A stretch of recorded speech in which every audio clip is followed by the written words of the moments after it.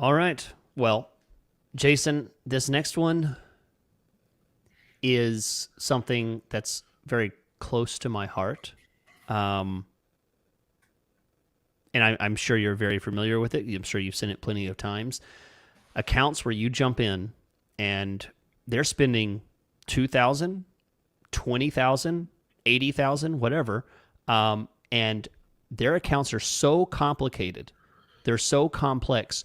You can't even get a grasp on exactly what each campaign is doing because the It's naming tough. system is complicated.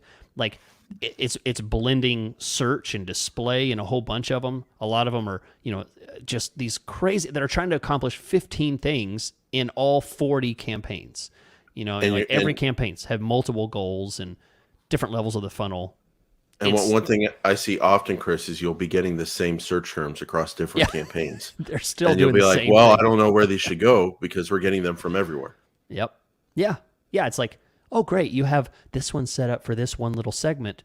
It's doing the exact same thing as these other two campaigns that are doing. Even though you named it that, it's not doing that. Mhm. So basically, if your budget is spread too thin, if you're dealing with an overly complex campaign, um, this is how you might address that. Number one, refocus on the most valuable traffic. Okay. Typically, that's going to be new customers. It's going to be a search campaign, and it's going to be low funnel traffic. It's essentially the traffic that's low in the search in the sales process. Highly contextual, highly focused searches, not just the word chiropractors, but chiropractors near me, that kind of thing. Not back pain, but chiropractors, plus the city name, something like that. Okay. So that is number one. Focus on the most valuable traffic. Number two, if you're kind of swamped and you don't know where to cut back and you're limited on budget on a lot of things, start pausing these awareness campaigns, these branding campaigns. They're going to distract from the budget a lot, and in the end, your best value is new customers coming from Google Ads. That's where you want to focus. Um, that's really, I mean, this is one of the most difficult, frustrating analysis paralysis Yeah. is a chronic issue with something like this. Yeah, I run into it myself, Chris, when you get into a new account and it's super complex and you can't figure out what's working, what's not working, or things are working across different campaigns and you don't know how to set it up in a way that's simple where you can actually manage it and make decisions and then improve it.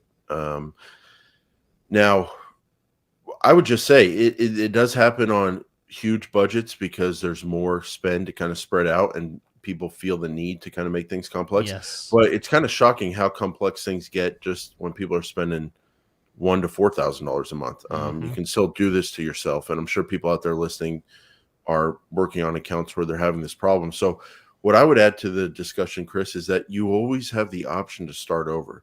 You can always create a new campaign inside the account and see how it does. And of course, we have our SCAG style that we like, service to keyword ad group style.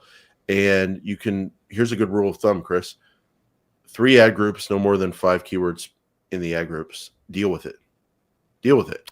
Beautiful. I think putting some restraints on yourself, putting some limits, not forever, but when you begin a new campaign, it can really help because it forces the mind to pick the best keywords.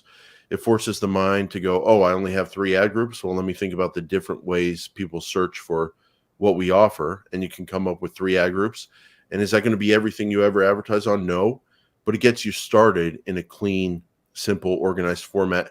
And the whole point of having a clean and simple and organized format is that you can understand the data you're looking at and you can actually see it and make decisions based on it to then improve. And what you'll see is you'll see some search terms come in that don't necessarily match one of your keywords or one of your ad groups perfectly. And all of a sudden you'll have a good reason to create that fourth ad group.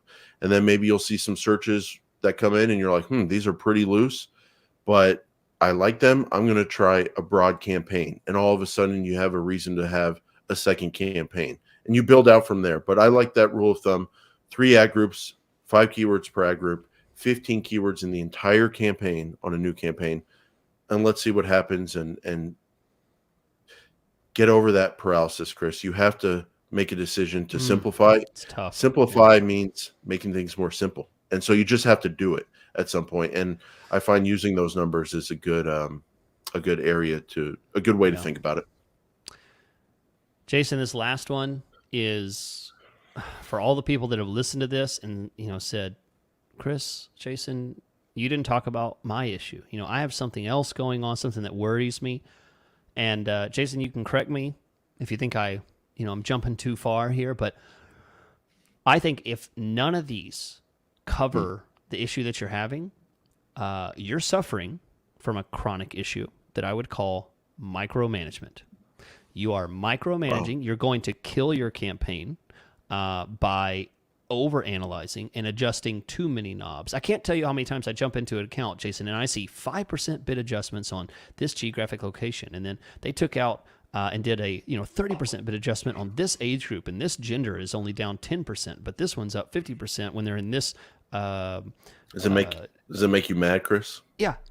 I'm like, if you think that you're somehow making a critical improvement here, you might as well go with automated at this point, because that's ridiculous that you think you can isolate people in such a small little box of improvements like that.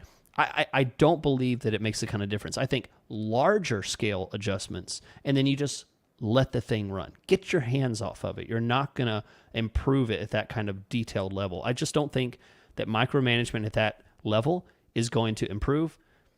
Stay out of the account and let a good thing go. Let it run, let it go, and just do a macro level adjustment on things. Adjust bids here and there on a larger scale, budget on a larger scale, stuff like that. Yeah, and we've been doing this show since 2016. Things have changed dramatically over the years. Yeah. What were big changes back in the day don't even seem like big changes now, because things are changing all the time. And whether you want to do this or allow this or have your accounts run this way or not, every single account has, I think, a lot of automation going on behind the scenes, a lot of artificial intelligence, and a lot of machine learning. I think that's happening. And I think other things that I'm not going to talk about, but okay, yeah, don't. I do think that's going on every account. So you can do exact match keywords, you can do manual bids, you can do zip codes, and I think still a lot is happening. So the more you make these changes that, one, just aren't really going to impact your account in a positive or help at all, I think all those changes over and over and over every single day, Chris, changing the hours, bidding on the hours, changing the zip codes, bidding the zip codes, pausing the keywords, pausing the account at 2:00 because it worked well that day, and you're going to go back in the next day. Not only is that not helping like it did not help back in the day, but now I think it's hurting, because there's a lot of machines happening and running things behind the scenes, and machines are very powerful. They're getting smarter and smarter, but they're still not on that level of a scattered human being. And so if a human being tries to come in and scatter the machine, I think it can really mess things up. And so, but then that makes the human want to scatter things even more because they don't like the results. And then people who don't do that are going to breeze past you and like crush you, because everyone has competitors out there. So something to keep in mind as kind of a good way to slow yourself down. You might be making things a lot worse. Can we end on that happy note, Chris? Yes. I think that's great. I mean, it's real advice, right? I don't like they like to say on Twitter. I don't know who needs to hear this, but stop micromanaging your campaigns.